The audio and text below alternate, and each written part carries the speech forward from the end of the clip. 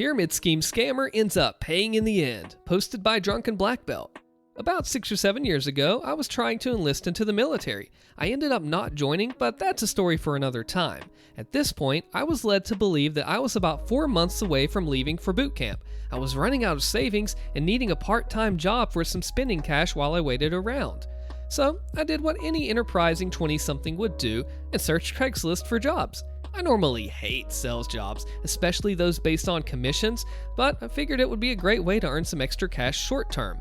I found a few job listings that looked promising and I put out some applications. A few days later, I received a call from David. He was opening up a new store and needed associates. He liked my resume and asked if I'd be available for an interview on Friday morning. I was very upfront with him and let him know that the distance was a bit more than I normally drive for a retail job, and I asked what he was offering for an hourly rate to see if it was worth the drive. He told me that they were planning on offering an hourly rate in the mid-teens along with commission. It seemed like an okay deal, so I agreed to be there Friday at 8 a.m. Friday arrives as a cold and rainy day. I wear a nice shirt and tie and drive in heavy traffic to the address David provided. I knew the area from a previous job, and I eventually found the strip mall that I was looking for. However, I'm not seeing any signage for the company name that was listed. There is, however, one empty space with no signage and 2 people inside. Okay, maybe they haven't gotten the store set up yet, no big deal. I'd arrived early, knowing how bad traffic can be in that area. While in my car, I witnessed a young lady in business casual dress remove a sign from the window stating, "Retail space for rent, call 1-800 blah blah." Okay, a little weird, but maybe it's the first day in the space. I walk in about 5 minutes early, and immediately my BS meter goes from yellow to the highest level, black watch plaid. The tables are all simple plastic folding tables, the kind college kids would buy for beer pong while on a shopping trip to Target. The walls are plastered with laminated charts featuring tons of dollar signs, smiling faces from stock photos, and an organizational chart showing an all too familiar shape. A pyramid. Dang it. All right, might as well have fun for a while to wait out the traffic going home. The young lady in the dress approaches me, introducing herself as Cindy. She welcomed me to company name and asked me to have a seat. She sat at her desk, another plastic table, and pretended to go through paperwork. However, she was really just shuffling papers around. We just get to chatting, and I asked her how long she's worked for David. She says she's been his secretary for about 6 months, and I'm going to love it here. Eventually, a guy walks out of his back office. Early 30s, clean cut, wearing an ill-fitting suit from JCPenney's. As he's walking over, all smiles, Cindy says, "Oh, Dennis, our new recruit is here." The guy stops in his tracks and gives her a cold stare. "It's David, Cindy. We've been over this." He turns back to me and gives me his brightest, hard to find good help these days, smile. David sits me down and welcomes me, saying they're going to start with a group interview and has me sit down in a circle of chairs. Eventually, more people come in and sit down. David gets up and begins to thank us all for coming. He tells us about an exciting new opportunity from Cutco. He pulls out a set of knives and explains how, with his company, we can make as much money as we want, all while setting our own hours. He even pulls out a textbook, saying about how this company's revolutionary tactics have even been featured in college textbooks. He opened to a page, his hand covering parts of it, making sure we can all clearly see the words Cutco in large letters on the page. Sad to say, a lot of the other interviewees were very impressed by this. One pregnant girl seemed very excited that she could work around her pregnancy and upcoming birth. David was going on and on about how much money he's made and how hard workers will rise to the top quickly. At this point, David said he needed to take a quick phone call and gave us 5 minutes to have some coffee, chit-chat, whatever. As he stepped away, he left his college textbook behind. Oops. So I pick it up, find the earmarked page, and I read. As I thought, it was all about pyramid schemes, and it had Cutco as one of the largest examples. It goes on to talk about how these are essentially scams, not economically viable, and on and on. So I decide to share this with all the group. I explain how pyramid schemes work and how they're just scamming us. They seemed incredulous, so I said when David gets back to ask them about what we need to pay to get started. That finally got everyone to realize what was going on. David walks in a few minutes later, and one of the girls in the group asks David what we need to get started. "Well, all you need is your first set of knives to demonstrate. You can sell on that directly or have them order one and keep that as your demo kit. It doesn't matter, just have to pay the startup fees for it. And that's when all heck broke loose. One kid started to get up and tell him to go F himself, saying he's wasting our time and he's an a-hole for trying to pull this crap. The pregnant girl is crying because she thought she found a place that would allow her to work despite being pregnant. David is clearly confused and flustered and asking who told them all this. When it becomes apparent that I'm the wrench in the machine, David gets upset and starts telling me to leave. People are yelling at David. David's yelling at me. Cindy's trying to tell everyone that she never met David before today and didn't know what this BS was. Eventually, we all walk out, leaving David behind. As I'm walking to the door, I see, leaning against the wall, the sign that was in the window before. Retail space for rent. Call 1-800-BLAH-BLAH. As I get into my car, I dial the number. Eventually, I get through to a person and ask about the property for rent at the location of David's company. The nice lady on the phone apologized, saying that they had just leased that property out. I asked if she knew how long the lease was for, as I was really interested in that property. She said she wasn't sure that they hadn't done the official paperwork yet. They were on their way to the space to sign everything with the leaseholder in a few hours. I told her everything that had just happened to me and about David using the space for a pyramid scheme. She got extremely upset, saying that this stuff happens all the time in the industry. They'll go to sign and last minute the leaseholder will decide to opt out after using it for some fly-by-night operation. She thanked me for the info, and I thought that was the end of that. Or so I thought.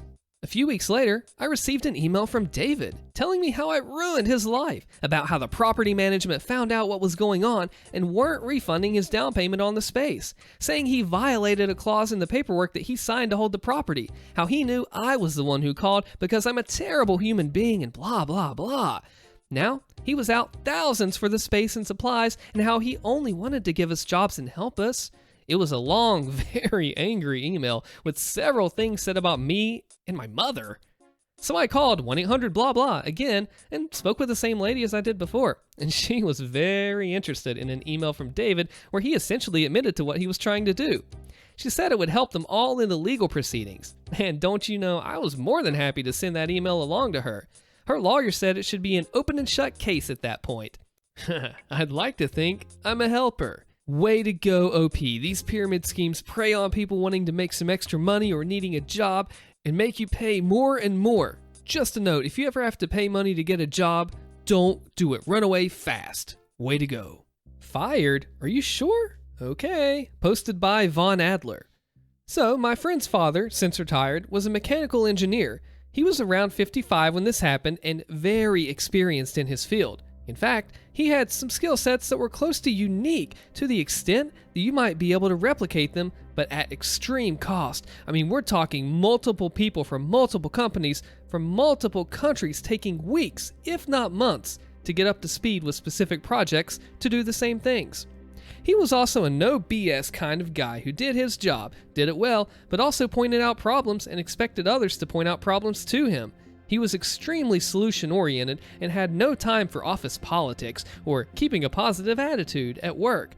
Basically, your everyday grumpy older engineer who really knew his thing and always ready to help if you asked, but not very forthcoming in team-building exercises and so on. He also ran his own business on the side, doing minor projects and so on. As was required by his employer, he had reported this and was sure to not cause any conflicts of interest, so his employer knew and accepted this. He was considered a valuable employee and got several awards that he cared little for, but anyway, during his many years with this employer. By all accounts, they paid him well, respected his knowledge, and accommodated his style, and he returned the favor by working very hard and making sure to mentor younger and newly employed engineers to make them effective coworkers. Then, his firm was acquired by a larger firm and a new management team installed. Initially, everyone was promised that things would remain the same, but with the new management came a new office culture. The new management pressured for unpaid overtime for a more American corporate culture with cheering and clapping and so on. He considered it extremely cringe and refused to participate.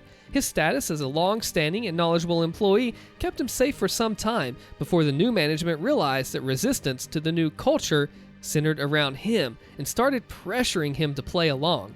When he did not, they turned increasingly hostile, realizing that he held a lot of soft power in the company, having mentored a large percentage of the engineers and resistance to their leadership centering around him.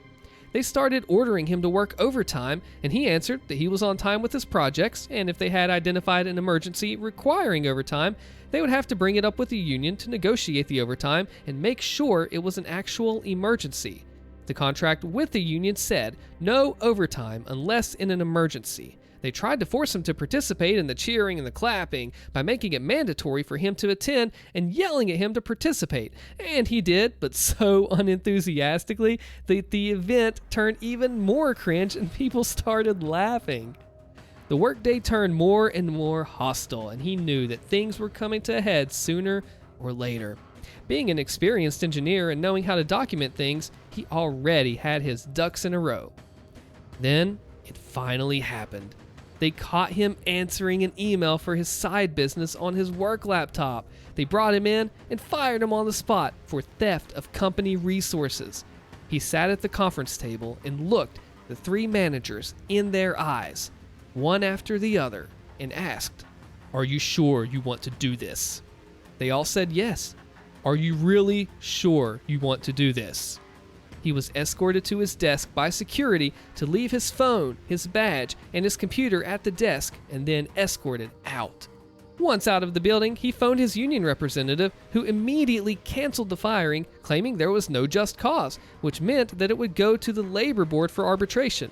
You see, the company had an IT policy that it was okay to use the company laptop for personal business, including a side business, as long as you were on a break and compliant with IT security protocols. And the company was aware of and had approved his side business.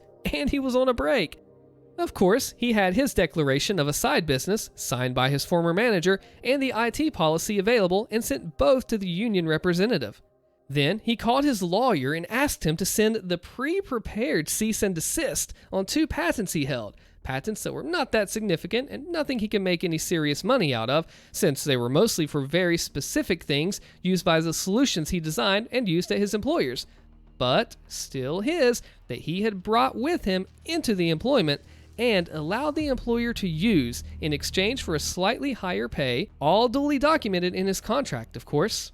Then he went home for some vacation and tending to his side business. He was always a man to prepare and had enough money saved up to last him for a good time, to the extent that he considered retiring entirely. My friend said he had 2 job offers from competitors that had looked to snipe him for some time within the week, basically as soon as they learned he was available. He was gracious, but declined, but offered them to consult with his side business now that he had the time, which they eagerly accepted, at twice the hourly rate he had made at his earlier employers.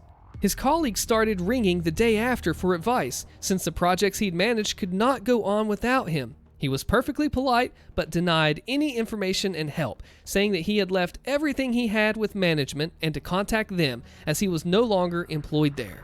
Several clients that phoned his private number were told the same thing. Since his private number was not on a public registry, he suspected that both colleagues and clients spent some time and or money to find it. It took 2 weeks before a manager phoned him and asked things. He politely declined to answer, got yelled at, and replied with something like, "I'm sorry, you must have mistaken me for someone who works for you," and hung up. This happened a few times, and the next week HR phoned him and stated that the firing had been a mistake and he was welcome back to his job. He again politely declined, saying that he awaited the labor board's decision, but until then he was happy to consult for them, at 6 times his hourly pay, after taxes and administrative costs, of course. After a few days of wrangling and trying to negotiate, they had to accept, and then he sprung the patent issue on them, forcing them to pay for those too. Less than 2.5 weeks after being fired, he was back at his desk. After roughly 3 months, the firing came to the labor board. The employer stated that they believed they had handled the issue correctly, but were still willing to offer my friend's father his position back, in the interest of goodwill and reconciliation. My friend's father and the union simply stated that he was now employed elsewhere, his own company, and no longer available. The labor board ruled in my friend's father's and the union's favor, and he got the normal damages. 3 months pay damage and 24 months pay severance package, including pension and of course the lawyer cost of the union paid by the employer. According to my friend, Her father continued to work there until he retired, working 20 hours or so per week and 10 to 15 hours for other companies, making a pretty penny, continuing to charge them 3 times what he charged their competitors as an arsehole tax.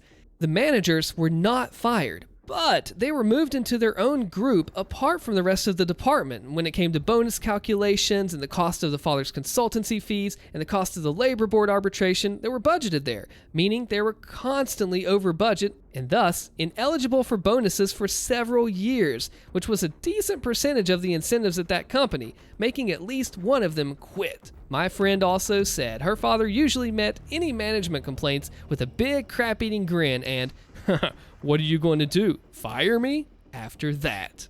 This gentleman is like a lion in the bushes, just waiting to strike, and he has all that information. It's a silly example, but dang it if it does not stand true here.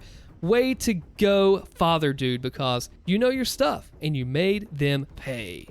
Be sure to comment the secret phrase below, reverse funnel, because it's not a pyramid, right? Check out the next video here. My name is Austin. See you there.